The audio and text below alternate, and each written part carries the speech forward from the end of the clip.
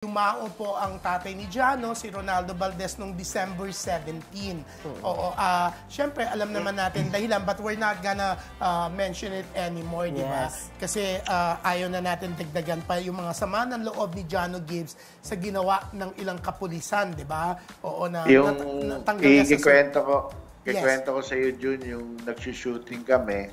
Siyempre, si Gianno, director nun. So, marami kaming time ni daddy niya nagkikwentuhan sa tent. Yeah.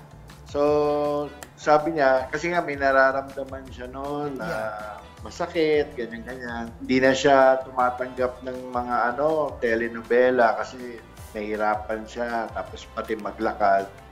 Yes. Sabi niya, nag-therapy lang muna siya. Kaya sabi niya sa akin, pero itong anak ko hindi pwedeng hindi ko suportahan, kaya tinanggap ko to. Sabi niya, maaari pa naman hindi ko suportahan yung anak ko, first directorial job. Kaya masaya na malungkot kasi siyempre wala na siya. Pero nung habang nag-shooting kami, ni-reveal niya sa akin na he'll do anything para sa anak niya. Ito nga, natapos yung movie. Malungkot lang kasi, yun nga, nung December, wala na siya. Yeah, oo nga. Pero yun ang maganda lang para sa mga fans nga ni Tito Ronaldo, no? Mapapanood pa po natin siya sa January 24 po sa Itutumba Ka ng Tatay Ko. Yan.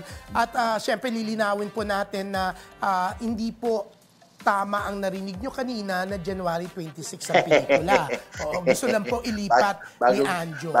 Bagong gising lang. Wala pa sa Pero yan, sa 24,